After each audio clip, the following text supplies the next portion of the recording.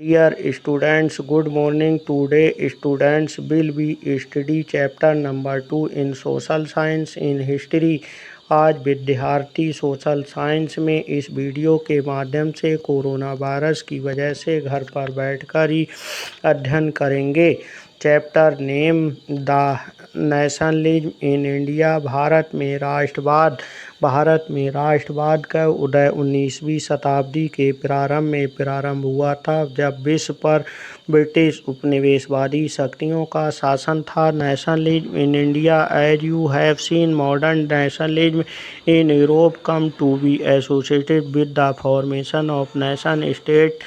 It also meant a change in people understanding of who were and what defined their identity and sense of belonging. New symbols and icons, new songs and ideas forged new links and redefined and boundaries of communities. In most countries, the making of the new national identity was a long process. It means, जैसा कि हम पहले गहराई से अध्ययन कर चुके हैं कि यूरोप में आधुनिक राष्ट्रवाद के साथ ही राष्ट्र राज्यों अर्थात बहुत सारे राज्यों का भी उदय हुआ।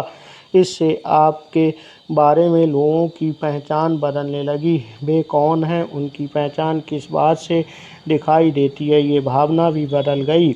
उनमें राष्ट्र के प्रति लगाव का भाव भी पैदा होने लगा। नए प्रतीकों और चिन्हों ने, नए गीतों और विचारों ने नए संपर्क स्थापित किए और समुदायों की समस्याओं को दोबारा भी परिभाषित किया। अधिकांश देशों में इस नई राष्ट्रीय पहचान का निर्माण एक लंबी प्रक्रिया में हुआ। आइए हम भी अपने देश के बारे में एक लंबी लड़ाई का विस्तृत अध्ययन करेंगे। In India at the Vietnam and many other colonies, the growth of modern nationalism is intimately connected to the anti-colonial movement. People began discovering their unity in the process of their struggle with colonialism.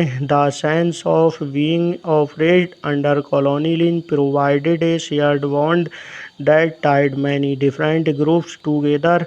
But each class and group felt the effect of colonialism differently. Their experiences were varied and their notions of freedom were not always the same. The Congress under Mahatma Gandhi tried to forge these groups together with one movement, but the unity did not emerge without conflict. जैसा कि हम पहले ही अध्ययन कर चुके हैं कि दूसरे उपनिवेशों की तरह भारत में भी आधुनिक राष्ट्रवाद के उदय की परिघटनाएं उपनिवेशवाद विरोधी आंदोलन के साथ गहरे तौर पर जुड़ी हुई थीं। औपनिवेशिक शासकों के खिलाफ संघर्ष के दौरान लोग आपसी एकता को पहचानने लगे थे। उत्पीड़न और दमन के साझा भाव ने विभिन्न समूहों को एक दूसरे से बांध दिया था, लेकिन हर वर्ग और समूह पर उपनिवेशवाद का असर एक जैसा नहीं था। सभी पर अलग अलग असर दिखाई दे रहा था। उनके अनुभव भी अलग अलग थे और स्वतंत्रता के मायने भी हर व्यक्ति के लिए अलग अलग थे। महात्मा गांधी के नेतृत्व में कांग्रेस ने इन समूहों को इकट्ठा करके एक विशाल आंदोलन खड़ा किया, परंतु इस एकता के टकराव के बिंदु भी निहित हो रहे थे। In the earlier text book you have read about the growth of the nationalism in India up to the first decade of the 20th century. In this chapter, we will pick up the story from the 1920s and study the non-cooperation and civil disobedience movement. We will explore how the Congress sought to develop the national movement, how different social groups participated in the movement, and how nationalism captured the immigration of people. It means, पहले की एक और पुस्तक में भी हमने राष्ट्रवाद के उदय का बड़ी गहराई से अध्ययन किया था। वहाँ आपने 20वीं सदी के पहले दशक की कहानी पढ़ी थी। इस अध्याय में हम 1920 के दशक से आगे का अध्ययन करेंगे और असहयोग आंदोलन तथा अवज्ञा आंदोलन के बारे में गहराई से अध्ययन करेंगे। हम ये भी देखेंगे कि कांग्रेस ने राष्ट्रीय आंदोलन को विकसित करने के लिए किस तरह के प्रयास किए, इस आंदोलन में विभिन्न सामाजिक समूहों ने किस तरह हिस्सा लिया और किस तरह राष्ट्रवाद ने लोगों की परिकल्पना को नई ऊंचाई दी। महात्मा गांधी के नेतृत्व में एक नया आंदोलन खड़ा किया गया था। महात्मा गांधी ने दक्षिण अफ्रीका और भारत में रहकर विभिन्न आंदोलनों का नेतृत्व किया और भारत के लोगों में राष्ट्रीय एकता का विकास किया और अंग्रेज़ों के खिलाफ संघर्ष करने में महत्वपूर्ण भूमिका अदा की थी। गांधी जी का विचार था कि यदि लोग मन और ताकत से इस लड़ाई में हमारा सहयोग देंगे तो हमें बहुत ही लंबे समय से जो अंग्रेज़ों के अधीन कर लिया था इससे स्वतंत्रता मिलेगी। Next, the first world war, खिलाफत एंड नॉन कोऑपरेशन। पहला विश्व युद्ध, खिलाफत और असहयोग। In the years after 1919 BC, the national movement spreading to new areas, incorporating new social groups and developing new modes of struggle. How do we understand these developments? 1919 में पहला विश्व युद्ध शुरू हो गया था। इस विश्व युद्ध ने राष्ट्रीय आंदोलनों को नई पहचान दी थी और नए सामाजिक समूह इस आंदोलन में शामिल हो गए थे और संघर्ष की नई पद्धतियां भी सामने आने लगी थीं। इस प्रकार इस आंदोलन से first of all the war created new economic and political situation.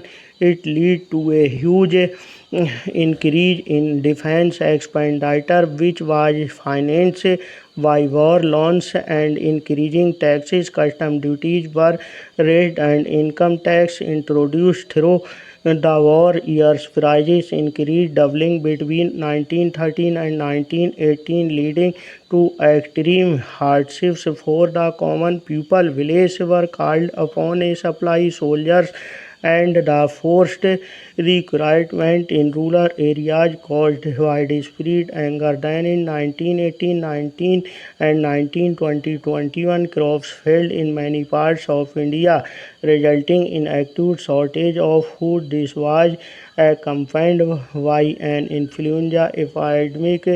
According to the census of 1920, 12 to 13 million people perished as a result of famines and the epidemic. It means सबसे पहली बात ये थी कि प्रथम विश्व युद्ध ने एक नई आर्थिक और राजनीतिक स्थिति पैदा कर दी थी। इस कारण रक्षा व्यय में भारी वृद्धि हुई। इस खर्च की भरपाई करने के लिए युद्ध के नाम पर कर्ज लिए गए थे और करों में भी बहुत ज़्यादा वृद्धि कर दी गई। सीमा शुल्क भी बढ़ा दिया गया था और आयकर शुरू किया गया था। युद्ध के दौरान कीमतें तेज़ी से बढ़ रही थीं। 1913 से 18 के बीच कीमतें दुगनी हो गई थीं, जिसके कारण आम लोगों की मुश्किलें और ज़्यादा बढ़ गई थीं। गाँवों में सिपाहियों की जबरन भर्ती की जाने लगी, जिसके कारण ग्रामीण इलाकों में बहुत ज़्यादा गुस्सा दिखाई दे रहा था। 1918, 19 और 20-21 में देश के बहुत सारे हिस्सों में फसलें भी खराब हो गई थीं, जिसके कारण खाद्य पदार्थों का भारी अभाव पैदा हो गया था। उसी समय फ्लू की महामारी फैल गई और 1921 की जनगणना के अनुसार कि इस महामारी के कारण 120-130 लाख लोग मारे गए थे। People hoped that their hardships would end after the war was over, but that did not happen. इस प्रकार लोगों को उम्मीद थी कि युद्ध खत्म होने के बाद उनकी मुसीबतें कम हो जाएंगी, लेकिन ऐसा नहीं हुआ. At this stage a new leader have read and suggested a new mode of struggle. इस समय एक नया नेता सामने आया और उसने संघर्ष का एक नया ढंग, एक नया तरीका प्रस्तुत किया. The idea of Satyagraha. Mahatma Gandhi returned to India in January 1915. As you know, he had come from South Africa, where he had successfully fought the racist regime with a novel method of mass agitation, which we called Satyagraha. The idea of Satyagraha implied the power of truth and need of the to search for truth. It suggested that if the cause was true, if the struggle was against injustice, then physical force was not necessary. to fight the oppressor without seeking vengeance or being aggressive. A satyagrahi could win the battle through non-violence. This could be done by appealing to the conscience of the oppressor. People, including the oppressor, had to be pursued to see the truth instead of the being forced to accept it. Truth through the use of violence. Why this struggle? Truth was born of ultimately triumph. Mahatma Gandhi believed that this dharma of non-violence could unite all Indians. इस प्रकार महात्मा गांधी जनवरी 1915 में भारत आए। इससे पहले वे दक्षिण Africa में थे। उन्होंने वहां एक नए तरह के जन आंदोलन के रास्ते पर चलते हुए वहां की नस्लवादी सरकार से सफलतापूर्वक लोहा लिया था। इस पद्धति को वे सत्याग्रह कहते थे। सत्याग्रह के विचार में सत्य की शक्ति पर आग्रह और सत्य की खोज पर जोर दिया जाता है। महाभारत और रामायण की लड़ाइयों में भी सत्य का सहारा लिया गया था। इसका अर्थ यही है कि अगर आपका उद्देश्य सच्चा है, यदि आपका संघर्ष अन्याय के खिलाफ है, तो उत्पीड़क से मुकाबला करने के लिए आपको किसी शारीरिक बल की आवश्यकता नहीं होगी। प्रतिशोध अर्थात बदला लेने की भावना का सहारा लिए बिना सत्याग्रही केवल अहिंसा के सहारे भी अपने संघर्ष में सफल हो सकता है। इसके लिए दमनकारी शत्रु की चेतना को झिझोड़ना चाहिए। उत्पीड़क शत्रु को ही नहीं बल्कि सभी लोगों को हिंसा के जरिए सत्य को स्वीकार करने पर विवश करने की बजाय सच्चाई को देखने और सहज भाव से स्वीकार करने के लिए प्रेरित किया जाना चाहिए। इस संघर्ष में अंत में सत्य की ही जीत होती है। गांधी जी का विश्वास था कि अहिंसा का ये धर्म सभी भारतीयों को एकता के सूत्र में बांध सकता है।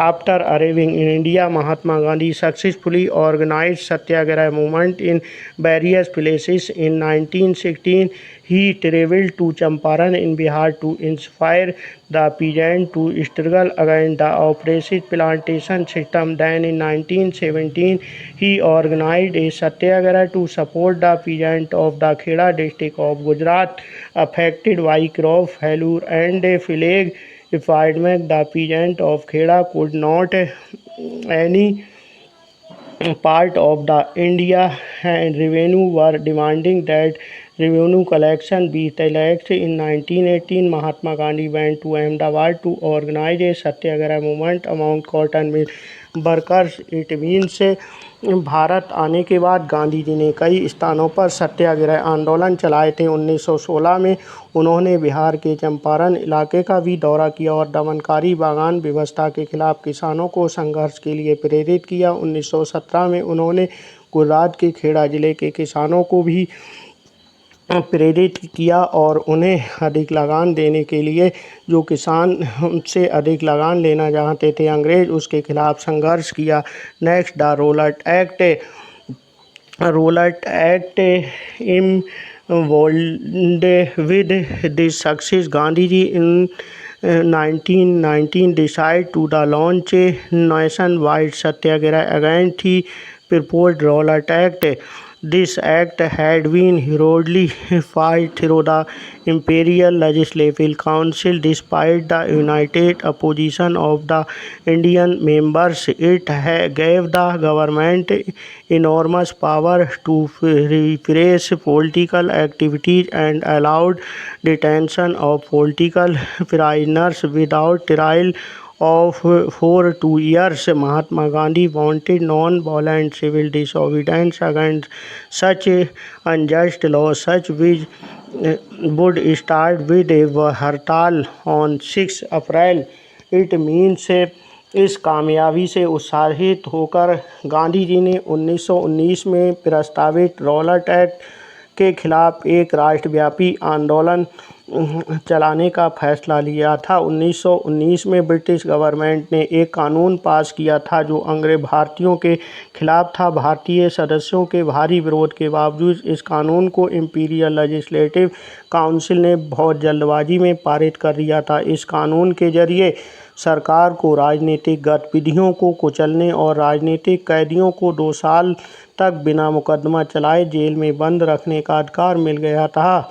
महात्मा गांधी ऐसे अन्यायपूर्ण कानूनों के खिलाफ अहिंसक ढंग से नागरिक अवज्ञा कानून को कुचलना चाहते थे।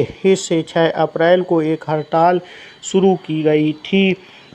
Rallies were organized in various cities. Workers went on strike in railway workshops and shops closed down, alarmed by the popular upsurge and scarred deadlines of the communication, such as the railway and telegraph, would be disrupted. The British administration decided to clamp down and nationalist local leaders were picked up from Amritsar and Mahatma Gandhi was buried from entering Delhi on 10 April. The police in Amritsar fired upon a peaceful procession, provoking widespread attack on bank, post offices and railway stations. Martial law was imposed and General Dyer took command. On 13 April, the infamous Jallianwala Bagh incident took place. इस प्रकार इस Rowlatt act के विरोध में विभिन्न शहरों में rally जुलूसों का आयोजन किया गया था। रेलवे वर्कशॉप में कामगार हड़ताल पर चले गए, दुकानें बंद हो गई थीं। इस व्यापक जन आंदोलन से चिंतित तथा रेलवे व टेलीग्राफ जैसी संचार सुविधाओं के भंग हो जाने की आशंका से भयभीत अंग्रेजों ने राष्ट्रवादियों का दमन शुरू कर दिया था। अमृतसर में बहुत सारे स्थानीय नेताओं को हिरासत में ले लिया गया था। गांधी जी के दिल्ली में प्रवेश करने पर पाबंदी लगा दी गई थी। 10 अप्रैल को पुलिस ने अमृतसर में एक शांतिपूर्ण जुलूस पर गोली चला दी। इसके बाद लोग बैंकों, डाकखानों और रेलवे स्टेशनों पर हमले करने लगे थे। मार्शल लॉ लागू कर दिया गया और जनरल डायर ने कमान संभाली। 13 अप्रैल को जलियांवाला बाग हत्याकांड हुआ। उस दिन अमृतसर में बहुत सारे गाँव वाले सराना बैसाखी मेले में शिरकत करने के लिए जलियांवाला बाग मैदान में जमा हुए थे। On that day a large crowd gathered in the enclosed ground at Jallianwala Bagh. Some come to protest against the government new repressive measures. Others had come to attend the annual Vaisakhi fair. Being from outside the city, many villages were unaware of the martial law that had been imposed. Dyer entered the area, blocked the access point and opened fire on the crowd, killing hundreds. His object, as the declared later, was to produce a moral effect, to create in the minds of satyagrahi a feeling of terror and we. इस प्रकार 13 अप्रैल को जलियांवाला बाग में उस दिन अमृतसर में बहुत सारे लोग बैसाखी मेले में शिरकत करने के लिए उस मैदान में इकट्ठे हुए थे। काफ़ी लोग तो सरकार द्वारा लागू किए गए दमनकारी कानून का विरोध करने के लिए एकत्रित हुए थे। ये मैदान चारों तरफ से बंद था। शहर से बाहर होने के कारण वहां जुटे लोगों को ये पता नहीं था कि इलाके में मार्शल लॉ लागू किया गया है। जनरल डायर हथियारबंद सैनिकों के साथ वहां पहुंचा और आते ही उसने मैदान से बाहर निकलने के सारे रास्ते बंद कर दिए। इसके बाद उसके सिपाहियों ने भीड़ पर अंधाधुंध गोलियां चला दी। सैकड़ों लोग मारे गए। बाद में उसने बताया कि वह सत्याग्रहियों के जश्न में दहशत और विस्मय का भाव पैदा करके एक नैतिक प्रभाव उत्पन्न करना चाहता था। As the news of Jallianwala Bagh spread, crowd took to the streets in many North Indian towns. There were strikes, clashes with the police and attack on government buildings. The government responded with brutal repression, seeking to humiliate and terrorize people. Satyagrahi were forced to rub their nose off the ground, crawl on the streets and do salam to all slaves. People were flogged and the village in Punjab, now in Pakistan, were bombed. Seeking violence spread. Mahatma Gandhi called off the movement. इस प्रकार जैसे जैसे जलियांवाला बाग की खबर पूरे देश में और अर्थात उत्तर भारत के बहुत सारे शहरों में फैल गई। लोग सड़कों पर उतरने लगे, हड़तालें होने लगीं, लोग पुलिस में से मोर्चा लेने लगे और सरकारी इमारतों पर हमला करने लगे। सरकार ने इन कार्रवाइयों को निर्ममता से कुचलने का रास्ता अपनाया। सरकार लोगों को अपमानित और आतंकित करना चाहती थी। सत्याग्रहियों को ज़मीन पर नाक रगड़ने के लिए, सड़क पर घिसट कर चलने और सारे साहिबों को सलाम करने के लिए मजबूर किया गया। लोगों को कोड़े मारे गए और गांवों पर बम बरसाए गए। हिंसा फैलते देख महात्मा गांधी ने आंदोलन वापस ले लिया था। While the Rollertech Satyagraha had been widespread movement, it was limited mostly to cities and towns. Mahatma Gandhi, who felt the need to launch a more broad-based movement in India, was certain that no such movement could be organized without bringing the Hindus and Muslims closer together. One way of doing this, he felt, was to take up the Khilafat issue. The First World War had ended with the defeat of Ottoman Turkey. इस प्रकार भले ही Rowlatt सत्याग्रह एक बड़ा आंदोलन था, लेकिन अभी भी ये मुख्य रूप से शहरों और कस्बों तक ही सीमित था। महात्मा गांधी पूरे भारत में और भी ज़्यादा जनाधार वाला आंदोलन खड़ा करना चाहते थे, लेकिन उनका मानना था कि हिंदू और मुसलमानों को एक दूसरे के नज़दीक लाए बिना ऐसा कोई आंदोलन नहीं चलाया जा सकता। उन्हें लगता था कि खिलाफत का मुद्दा उठाकर वे दोनों समुदायों को नज़दीक ला सकते हैं। पहले विश्व युद्ध में ऑटोमन तुर्की की हार हो चुकी थी। इसी आशय की अफवाहें फैली हुई थी कि इस्लामिक विश्व के आध्यात्मिक नेता ऑटोमन सम्राट पर एक बहुत बड़ा सख्त शांति संधि थोपी जाएगी। खलीफा और उस समय की जो विश्व शक्तियां रक्षा के लिए मार्च 1919 में बम्बई में एक खिलाफत समिति का गठन भी किया गया था।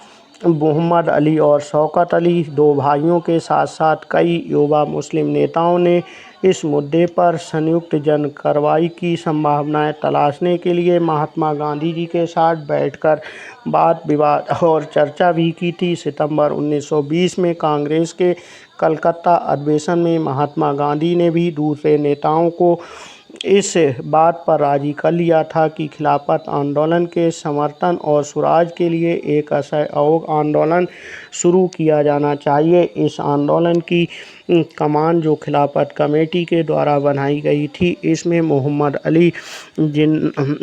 अली और शौकत अली दो भाई थे। इस प्रकार इंडियन से बाई नॉन कोऑपरेशन है अंग्रेज़ों का असहयोग क्यों। In his famous book Hind Swaraj, Mahatma Gandhi declared had British rule was established in India with the cooperation of Indians and had survived only because of this cooperation. In Indians refused to Europe cooperate, British rule in India would collapse within a year and Swaraj would come. असहयोग ही क्यों, अर्थात अंग्रेज़ों का असहयोग नहीं करना चाहते थे। गांधी जी ने अपनी पुस्तक हिंद स्वराज में कहा था कि भारत में ब्रिटिश शासन भारतीयों के सहयोग से ही स्थापित हुआ था और ये शासन इसी सहयोग के कारण चल रहा है। अगर भारत के लोग अपना सहयोग वापस ले लें तो साल भर के भीतर ब्रिटिश शासन उखड़ जाएगा, अर्थात ये पानी की तरह बह जाएगा और स्वराज की स्थापना हो जाएगी। How could non cooperation become a movement. Non cooperation असहयोग आंदोलन कैसे एक आंदोलन बन गया। Gandhi ji proposed that the movement should unfold in stage is stood begin with in the surrender of titles that the government awarded and the boycott of civil services, army, police, courts and legislative council, school and foreign goods. Then in case the government used repression, a full civil disobedience campaign would be launched through the summer of 1920. Mahatma Gandhi and Shaukat Ali told extensively mobilizing popular support for the movement. इस प्रकार कांग्रेस असहयोग के विचार आंदोलन कैसे बन सकता है। गांधी जी का सुझाव था कि आंदोलन चरणबद्ध तरीके से आगे बढ़ना चाहिए। सबसे पहले लोगों को सरकार द्वारा दी गई पदवियों को लौटा देना चाहिए और सरकारी नौकरियों, सेना, पुलिस, अदालतों, विधायी परिषदों, स्कूलों और विदेशी वस्तुओं का बहिष्कार करना चाहिए। अगर सरकार दमन का रास्ता अपनाती है तो व्यापक सविनय अवज्ञा अभियान भी शुरू किया जाएगा। 1920 की गर्मियों में गांधी जी और शौकत अली आंदोलन के लिए समर्थन जुटाते हुए देश भर में यात्राएं करते रहेंगे।